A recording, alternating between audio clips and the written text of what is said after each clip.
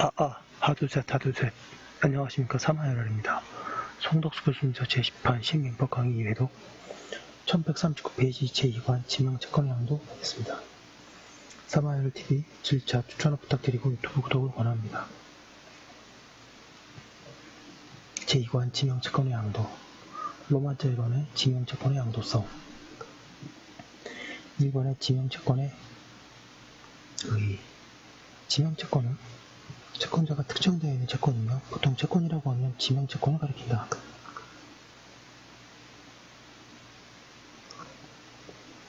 지명채권의 경우에는 증권적 채권과 달리 채권의 성립, 존속, 행사, 양도에 증서의 작성, 교부 등이 필요하지 않다. 1140페이지 2번의 양도의 원칙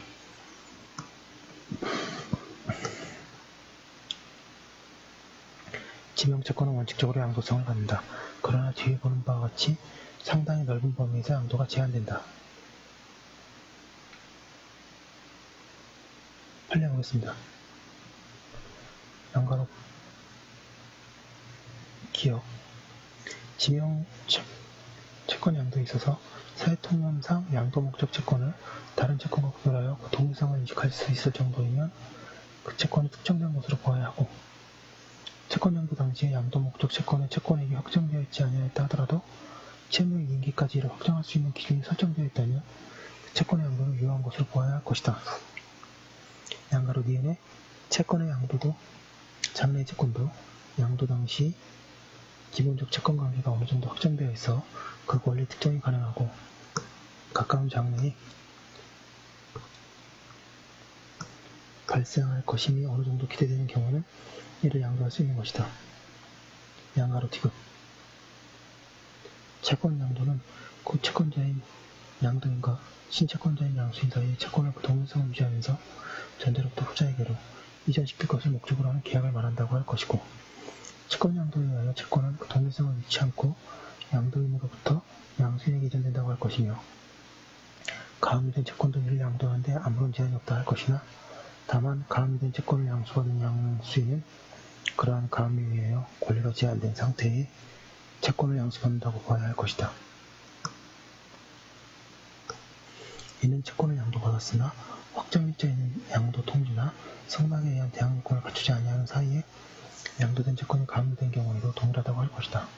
그리고 일반적으로 채권에 대한 가압류가 있더라도 이는 채무자가 제3채무자로부터 현실로 급부를 추심하는 것만을 금지하는 것뿐 채무자는 제3채무자를 상대로 그 이행을 구하는 소송을 제기할 수 있고 법원은 가압류가 되어 있음을 이유로 이를 배척할 수 없는 것이 원칙이다.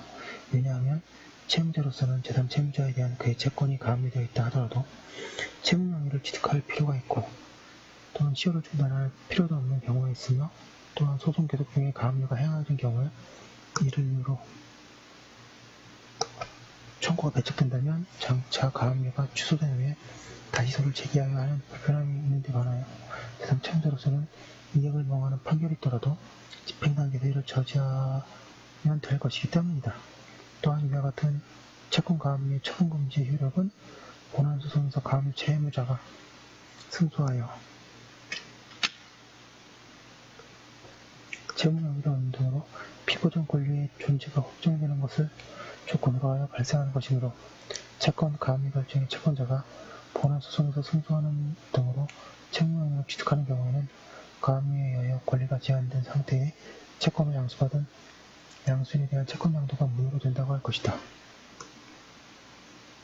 3번의 양도의 제한 양가를 관해 채권의 성질에 의한 제한 채권의 성질이 양도를 허용하지 않는 때에는 그 채권을 양도할 수 없다. 그러한 1142페이지 채권의 예로는 동그라미 1번에 채권자가 변경되면 급부의 내용이 전혀 달라지는 채권 동그라미 2번에 채권자가 변경되면 권리 행사가 크게 달라지는 채권 3번에 특정의 채권자와의 사이에서 결제되어야 하는 채권 4번에 채권 사이에 주종의 관계가 있는 경우에 경쟁 채권은 될 수 있다. 그리고 전세가 많은 청구권은 전세권이 존재하는 상태에서는 전세권과 분리하여 양도할 수 없다. 나아가 판례는 매매로 인한 소유권 이전 등기 청구권은 그 권리 성질상 양도가 제한된다고 한다.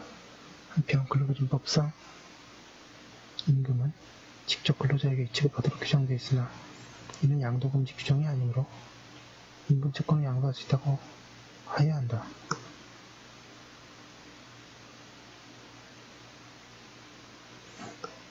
부동산의 매매로 인한 소유권 이전 등의 청구권은 물권의 이전을 목적으로 하는 매매의 효과로서 매도인이 부담하는 재산권 이전 의무의 한 내용을 이루고 있는 것이고, 매도인이 물권행위의 성능 요건을 갖추도록 의무를 부담하는 경우 발생하는 채권적 청구권으로 그 이행 과정의 신뢰관계를 따르므로 소유권 이전 등의 청구권을 매수인으로부터 양도받은 양수인은 매도인이 그 양도에 대하여 동의하지 않고 있다면 양도인에 대하여 채권 양도를 원인으로 하여 소유권 이전 등기 절차의 이행을 청구할 수 없고, 따라서 매매로 인한 소유권 이전 등기 청구권은 특별한 사정이 없는 이상 그 권리의 성질상 양도가 제한되고 그 양도에 채무자의 승낙이나 동의를 요한다고 할 것이므로 통상의 채권 양도와 달리 양도인이 채권자에 대한 통지만으로 채무자에 대한 대항력이 생기지 않으며 반드시 채무자의 동의나 승낙을 받아야 대항력이 생긴다. 또한 다세제 건물에 대한 분양계약상의 채무자의 지위를 양수하지 않는 이상 매수인으로부터 채권으로서의 소유권 이전 등기 청구권을 양도받은 것만으로서는 양수인이 매도인에 대하여 그 다세대 건물의 매수인임을 주장할 수 없는 것이고, 이와 같은 매수인의 지위를 양수함에 있어서 계약의 상대방인 매도인과의 합의가 있어야 한다. 양도로 근로자의 임금 채권의 양도를 금지하는 법률의 규정이 없으므로 이를 양도할 수 있다는 원심의 판단 부분에 잘못이 있다고 할 수는 없다. 그러나 근로기준법 제36조 제1항에서 임금 직접 지급의 원칙을 규정하고 그에 위반하는 자는 처벌을 하도록 하는 규정을 두어 그 이행을 강제하고 있는 이유는 임금이 확실하게 근로자 본인의 수중에 들어가게 하여 그의 자유로운 처분을 맡기고 나아가 근로자의 생활을 보호하고자 하는 데 있으므로 그와 같은 근로기준법의 규정에 비추어 보면 근로자가 임금 채권을 양도한 경우라 할지라도 그 임금의 지급에 관하여는 같은 원칙이 적용되어 사용자는 직접 근로자에게 임금을 지급하지 아니하면 안 되는 것이고, 그 결과 비록 양수인이라 할지라도 스스로 사용자에 대하여 임금의 지급을 청구할 수는 없다고 해석하여야 할 것이므로 그렇게 하지 아니하면 임금 직접 지급의 원칙을 정한 근로기준법의 규정은 그 실효를 거둘 수가 없게 될 것이다.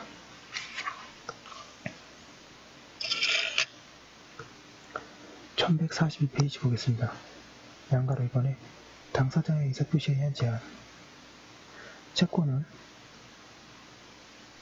당사자가 반대의 의사표시를 한 경우에는 양도하지 못한다. 이 의사표시는 채권 성립 시할 수도 있으나 채권 성립 후에 하여도 무방하다. 그런데 채권의 양도 금지의 의사표시가 있다고 하여도 그것으로서는 선의의 제3자에게는 대항하지 못한다. 제449조 제2항 단서가 채권양도 금지 특약으로서 대항할 수 없는 자를 선의의 제3자라고 규정하고 있어 채권자로부터 직접 양수한 자만을 가리키는 것으로 해석할 이유는 없으므로 악의 양수인으로부터 다시 선의로 양수한 전득자도 위 조항에서 선의의 제3자에 해당한다고 봐야 한다. 그리고 선의의 양수인을 보호하고자 하는 위 조항의 입법 취지에 비춰볼 때 이러한 선의 양수인으로부터 다시 채권을 양수한 전득자는 그 선의 악의를 불문하여 채권을 유효하게 취득할 수 한다고 할 것이다. 여기 제3자로서 보호받기 위해는 그가 선의 외에 선의인데 과실이 없어야 하는가? 이 문제에 관해서는 학설이 나뉘어져 있다.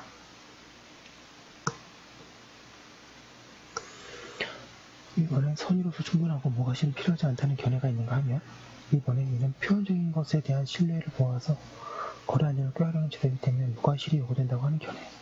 3번의 채권의 양도성은 법이 인정한 대원칙으로서 양수인의 보호에 대한 무과실을 요구하는 것은 타당하지 않으나 중대한 과실은 악의와 동일하게 다투어도 무방할 것이라는 견해도 있다. 그리고 판례는 삼설과 같다.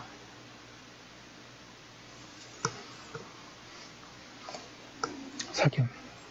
채권은 원칙적으로 양도가 허용되는 것이므로 양수인과 같은 제3자가 선의인한 그에게 과실이 있더라도 보호하는 것이 마땅하며 그것이 민법 규정의 법문에도 부합한다. 결국 일석이 옳다.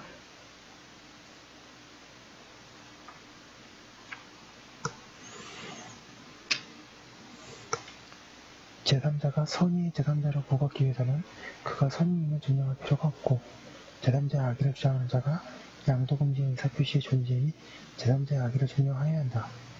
주의할 것은 제449조 제2항이 양도금지 특약에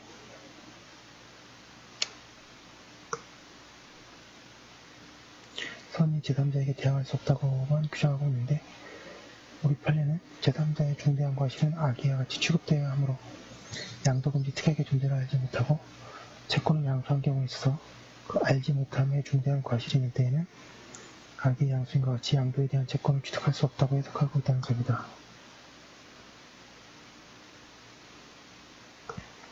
그런데 중과실을 악의가 동일시하는 것은 경우에 따라서는 타당성이 있을지는 몰라도 법률을 뛰어넘는 해석일 뿐더러 민법의 여러 곳에서 선의만을 규정하고 있는데 일정한 상황에 관하여만 그렇게 해석할 근거가 있는지는 문제이므로 섣불리 그리할 일이 아니다. 당사자의 의사표시에 의하여 양도가 금지되더라도 압류까지 금지되는 것은 아니다. 한편 판례는 당사자 사이에 양도 금지의 특약이 있는 채권이라도 정보명령에 의하여 전보되는 데에는 지장이 없고 양도 금지의 특약이 있는 사실에 대해서는 집행채권자가 선의인가 악의인가 전보명령의 효력에 영향을 미치지 못하는 것인 바 이와 같은 양도 금지 특약부 채권에 대한 전보명령이 유효한 이상 그 전부채권으로부터 다시 그 채권을 양수한 자가 그 특약의 존재를 알았거나 중대한 과실을 알지 못하였다고 하더라도 채무자는 이 특약을 근거로 하여 채권 양도의 무효를 주장할 수 없다고 한다. 네, 판례가 없습니다.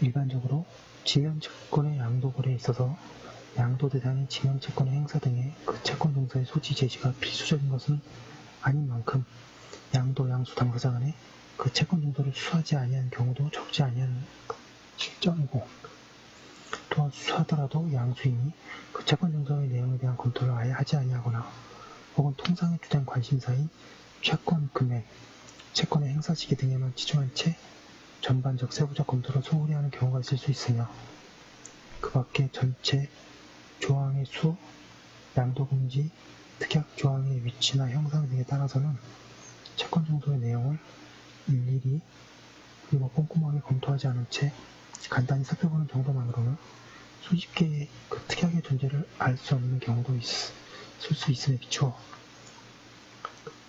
나아가 양도금지 특약에 기재된 채권 증서가 양도인으로부터 양수인에게 수수되어 양수인이 그 특약의 존재를 알 수 있는 상태에 있었고 그 특약도 쉽게 눈에 띄는 곳에 알아보기 좋은 형태로 기재되어 있어 간단한 검토만으로 쉽게 그 존재와 내용을 알아차릴 수 있었다는 등의 특별한 사정이 있는 이상은 모르되 그렇지 아니하는 한 양도금지 특약에 기재된 채권 증서의 존재만으로는 곧바로 그 특약의 존재에 관한 양수인의 악의나 중과실을 추단할 수는 없다.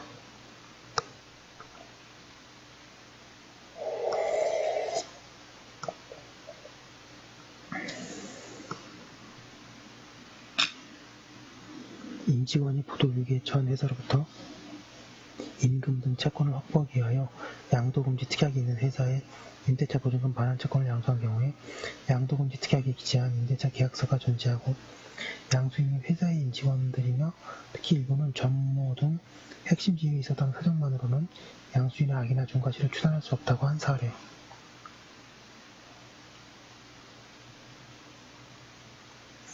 양가로 니은에 은행거래에서 발생하는 채권이 예금채권에 관한 법률관계는 일반거래 약관에 의해 규정되어 은행은 일반거래 약관이 예금거래 기본약관의 각종의 예금채권에 대하여 그 양도를 제한하는 내용의 규정을 둠으로써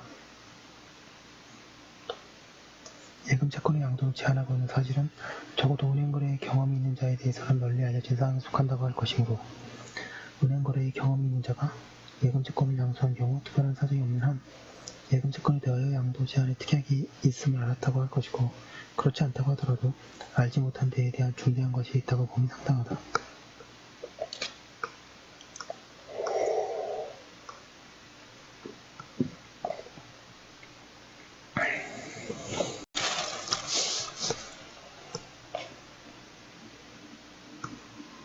단가로 3번에 법률에 의한 양도금지.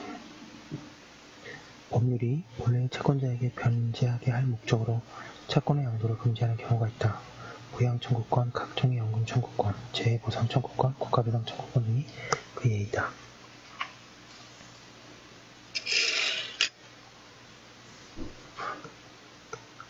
1144페이지. 법률에 의하여 양도가 금지되는 것은 압류도 할 수 없다. 그러나 압류가 금지되는 채권은 반드시 양도까지 금지된다고 할 수는 없다. 판례 보겠습니다. 소송행위를 하게 하는 것을 주 목적으로 채권 양도 등이 이루어진 경우에 그 채권 양도가 신탁법상의 신탁에 해당하지 않는다고 하여도 신탁법 제7조가 유추 적용되므로 무효라고 할 것이고, 소송행위를 하게 하는 것이 주 목적인지 여부는 채권 양도 계약이 체결된 경위와 방식, 양도 계약이 이루어진 후 제소에 이르기까지의 시간적 간격, 양도인과 양수인 간의 신분관계 등 재반 상황에 비추어 판단해야 할 것이다 하고 있습니다. 밑줄 위주로 정리하시면 충분하고요. 여기까지 공부한 걸로 두고 다음 거 이어서 하도록 하겠습니다. 잠시만요.